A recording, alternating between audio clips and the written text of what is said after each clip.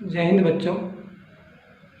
आज railway NTPC एवं group T के लिए प्रीवियस ईयर 2018 के मैथ्स का कुछ खट्टा एवं कुछ मीठा क्वेश्चन लाया हूँ।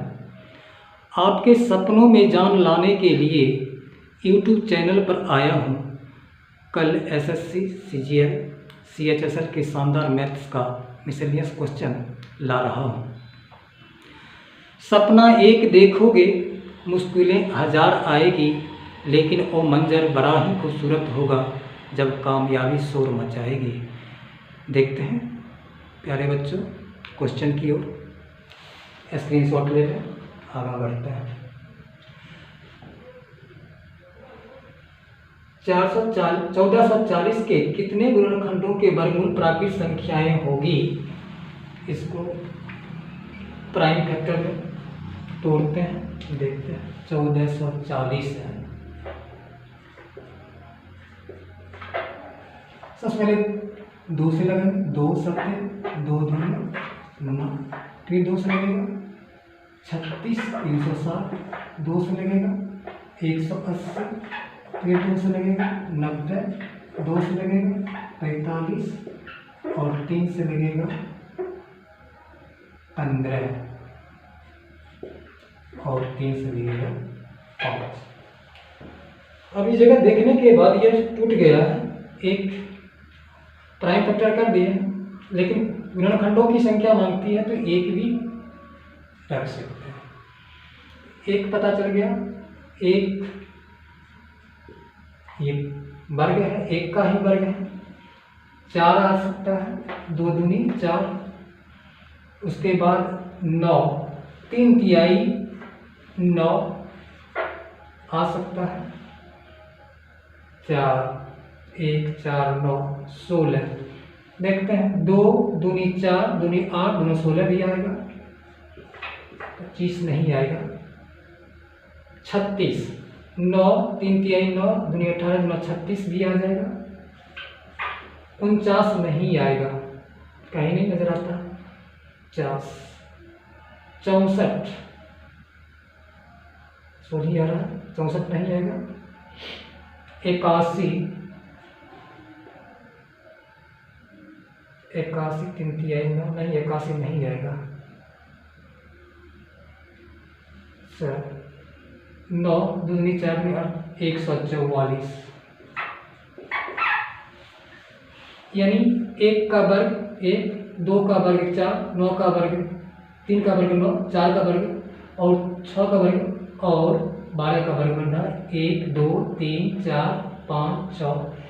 इन संख्याओं का पूर्णतः वर्गमूल निकाल सकते हैं। टोटल संख्या कितना होगा? 6। यही आपका आंसर होगा। नेक्स्ट क्वेश्चन की ओर बढ़ते हैं और देखते हैं। यदि a plus B plus C equal to 16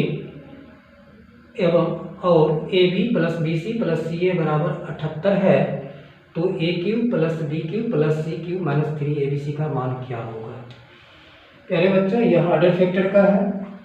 इसका A cube plus B cube plus C cube minus 3 A B C को हम लिख सकते हैं A plus B plus C into A plus B plus C का whole square minus 3 A B plus B C plus C ए।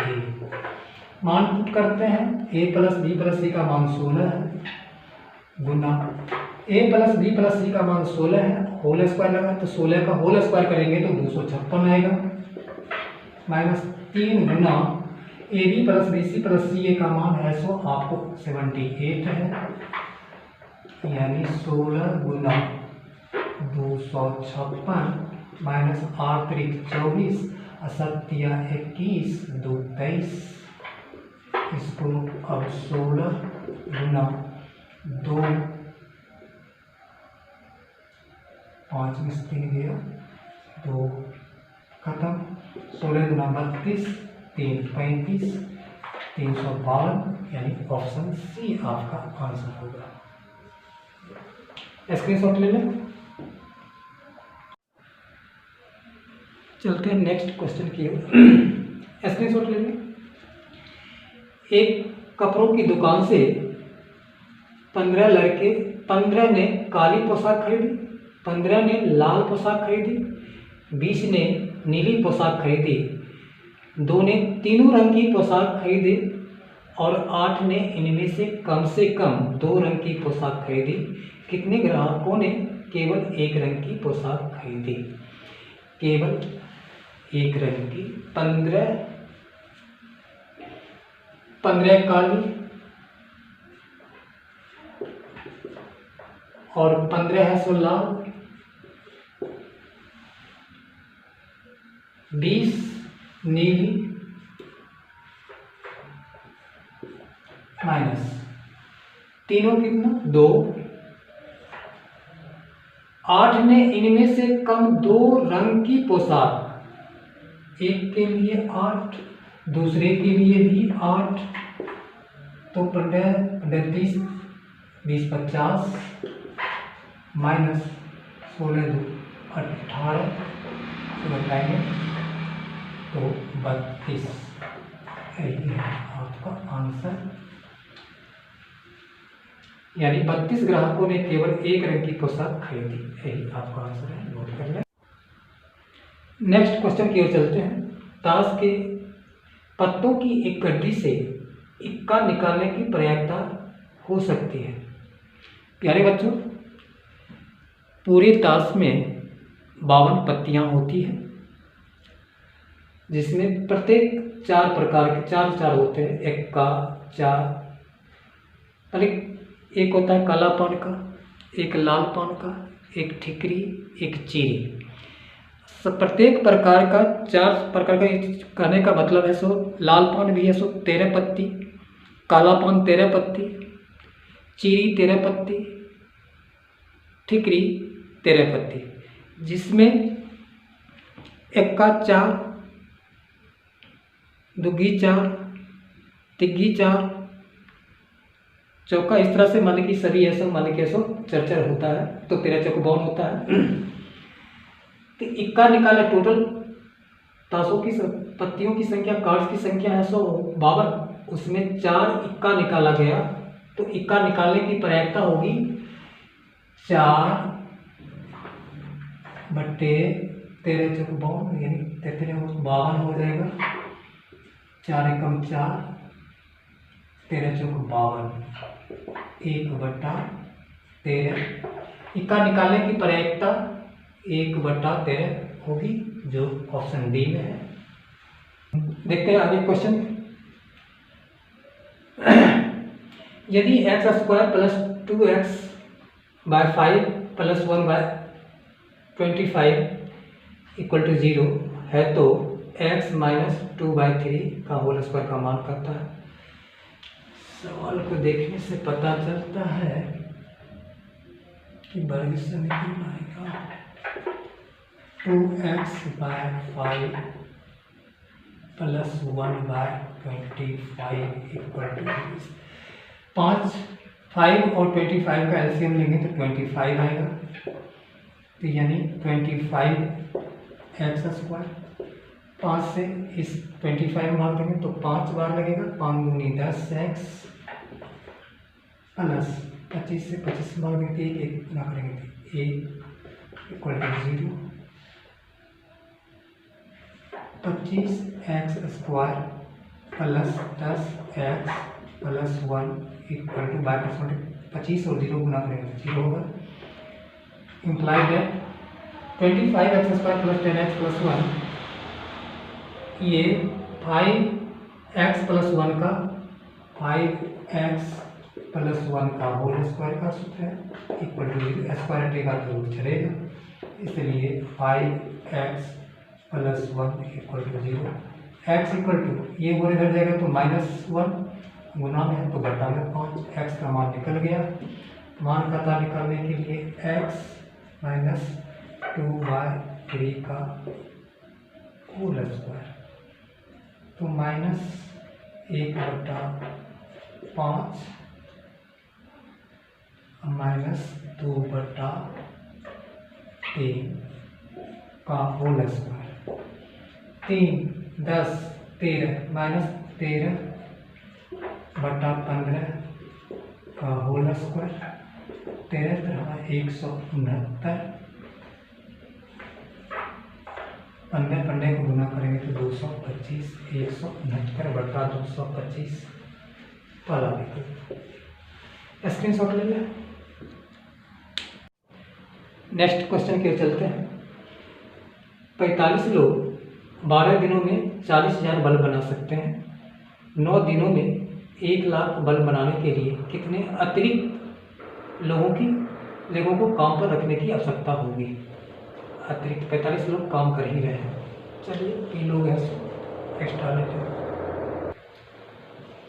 देखते हैं 45 लोग 12 दिनों में 40,000 बल्ब बना सकते हैं। 9 दिनों में 1 लाख बल्ब बनाने के लिए कितने अतिरिक्त लोगों को काम पर रखने की आवश्यकता होगी?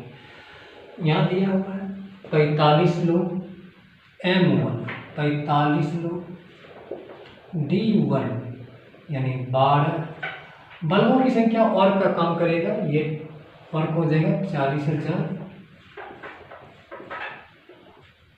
पहले से 45 था, कितना एक्स्ट्रा लगाएंगे तो नहीं मालूम। 45 प्लस P आदमी आ जाएगा और 9 दिन में 1 लाख बल्ब बनाएगा।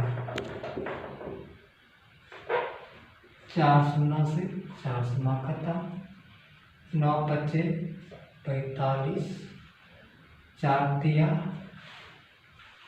12, 15 दहे 150, 5 दिया 15 दहे 150, क्रॉस मल्टीप्लीकेशन 5 दिया 15 दहे 150, ये 45 लेफ्ट साइड तरफ आ जाएगा तो चिन्ह बदल जाएगा 45, P उधर रह जाएगा जो 45 में। तो घटाने के बाद 150 में 45 निकाल देंगे तो 105 अतिरिक्त आदमी लगेगा, जो ऑप्शन सी है। स्क्रीनशॉट ले लें। नेक्स्ट क्वेश्चन की ओर। निम्न चित्रों में त्रिभुज ABC एक समबाहु त्रिभुज है। ये त्रिभुज ABC समबाहु त्रिभुज है जिसका सभी भुजा समान प्रत्येक कोण 60 डिग्री होता है। त्रिभुज समबाहु त्रिभुज है और त्रिभुज CDE एक समकोण त्रिभुज, ये CDE एक समकोण जिसका कोण ये 90 डिग्री है। यदि AE भुजा की लंबाई 20 सेंटीमीटर पूरे अगर 20 है तो DD की लंबाई कितनी होगी? समबाहु त्रिभुज की सब समान, यदि ये 8 है तो ये भी 8 हो जाएगी, ये भी 8 होगी, पूरा 12 है, पूरा है तो कितना है 20 है, पूरा 20 है तो 12 में से 20 में से 8 चला जाएगा तो 12 आ जाएगा। इसका प्रत्येक कोण 60 डिग्री होता है तो ये भी 60 डिग्री, ये भी 60 डिग्री, ये भी 60। त्रिभुज के तीनों कोणों का रिफ्लेक्शन 60 डिग्री। असमकोण कोण बराबर होते हैं, दो रेखा काटते हैं तो समकोण तो ये हो जाएगा आपको 60 डिग्री, क्योंकि ये सब 60 डिग्री हुआ, 60 डिग्री हुआ। तो त्रिभुज के तीनों कोणों का रिफ्लेक्शन 60 डिग्री, अकेले 90 डिग्री है तो ये सिंगल है 60 डिग्री, तो ये 30 डिग्री हो जाएगा। तब हम इस त्रिभुज में लेते हैं तो साइन 30 डिग्री पे लंब बटा कर्ण हो जाएगा साइन 30 डिग्री। साइन 30 डिग्री त्रिभुज इसमें नहीं है, CDE में न्यून कोण के सामने भुजा लंब होती है साइन 30 डिग्री, तो लंब परपेंडिकुलर मतलब CD नहीं मालूम है, कर्ण CD की तरह 12 लिख देंगे। ये साइन 30 डिग्री का मान 1/2 बराबर CD बटा 12, 2 छके 12 इम्प्लाइड है CD इक्वल टू 6। CD का मान ये 6 हो गया। पूरे लंबाई कहता है DB का, DB 6 प्लस 8 14 जो यहाँ है, यानी पूरे लंबाई का निकालने के लिए तो ये यहाँ से लेकर यहाँ तक 8 है, यहाँ 6 है, 8 6 14 इकाई होगा इसका लंबाई। नेक्स्ट क्वेश्चन की ओर चलते हैं, देखते हैं। एक त्रिभुज की तीनों भुजाएं 5 सेंटीमीटर, 12 सेंटीमीटर और 13 सेंटीमीटर है। इस त्रिभुज की तीनों भुजाओं के मध्य बिंदु को जोड़कर एक छोटा त्रिभुज बनाया जाता है। छोटे त्रिभुज का क्षेत्रफल ज्ञात करना है। 5, 12, 13 ये ट्रिपलेट है, समकोण त्रिभुज हो जाएगा, यानी 5, 12, 13।